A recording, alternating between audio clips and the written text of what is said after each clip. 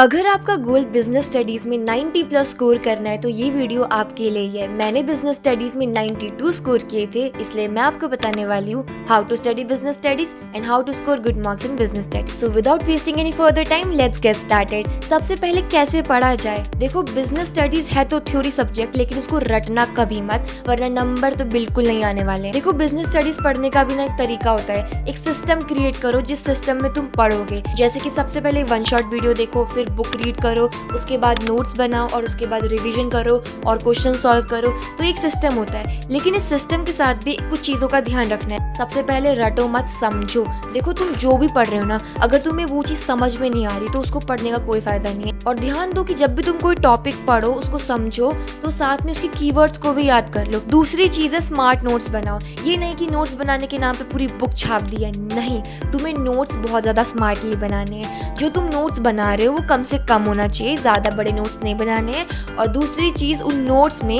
Keywords और सिर्फ important चीजें आनी चाहिए। ये नहीं कि पूरी थ्योरी लिख दो, नहीं। और नंबर 3 भाई, फोकस ऑन कीवर्ड्स। मैंने पहले भी कहा था, मैं अभी भी बोल रही हूँ, कीवर्ड्स बहुत इंपॉर्टेंट है। अपनी बुक में जो कीवर्ड्स है उसको अंडरलाइन करो, याद करो, और जब आंसर्स लिखो उसमें भी कीवर्ड डालो, वहाँ भी अंडरलाइन करो। और चौथी चीज मैं जो बोलना चाहूंगी, अपने सिलेबस को अंडरस्टैंड करो। तुम्हें पता होना चाहिए कि तुम्हारा जो चैप्टर है उसके अंदर कौन कौन से टॉपिक्स है, उसको लिख लो।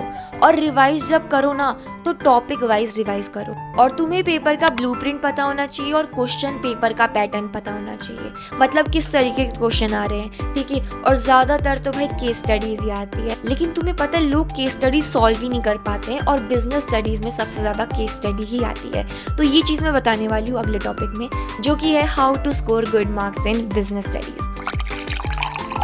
तो अगर अच्छे नंबर चाहिए तो दो चीज़ों से आएंगे, प्रेजेंटेशन से और सही आंसर्स लिखने से। अब वो दोनों कैसे करने हैं, पहले मैं बताती हूँ कि सही आंसर्स कैसे लिखा जाए। पहली चीज़ तो भाई कंसेप्चुअल क्लैरिटी होनी चाहिए। दूसरी चीज़ केस स्टडीज, जो कि सॉल्व करना बहुत ज़्यादा मुश्किल लगता है, लेकिन बिल्कुल भी मुश्किल नहीं। अब मैं आपको केस स्टडीज की टेक्निक्स बताती हूँ। सबसे पहले जो पैसेज है ना उसको स्किप करो और जो मेन क्वेश्चन है उसको रीड करो।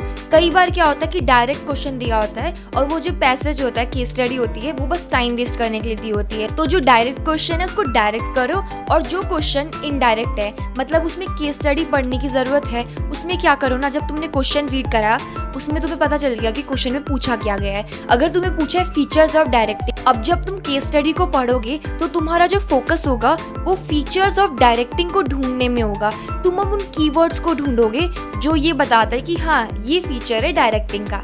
तो इससे क्या होगा कि तुम सारे पॉइंट्स आराम से ढूंढ पाओगे और तुम्हें नंबर मिल जाएंगे। लेकिन बिना प्रेजेंटेशन के नंबर कैसे मिलेंगे, तो मैं बताती हूँ कि अच्छी प्रेजेंटेशन कैसे करनी है। तो मैं तुम्हें एग्जांपल के साथ समझाती हूँ। अगर मुझे फीचर्स ऑफ डायरेक्टिंग पूछा है तो मैं क्या करूंगी, पहले डायरेक्टिंग हेडिंग डालूंगी, डैश करूंगी और फिर डायरेक्टिंग की डेफिनेशन लिखूंगी। अब उसमें जो भी कीवर्ड्स है उसको अंडरलाइन भी करूंगी, ठीक। फिर एक लाइन छोड़ के फीचर्स ऑफ डायरेक्टिंग हेडिंग डालूंगी और फिर पॉइंट्स में नंबर 1, नंबर 2 या फिर A, B या फिर रोमन नंबर में जैसे भी लिखना है लिखो, पर क्लियर और वो समझ में आना चाहिए कि हाँ, इसी आंसर का सब पॉइंट है, तो समझ में आना चाहिए के।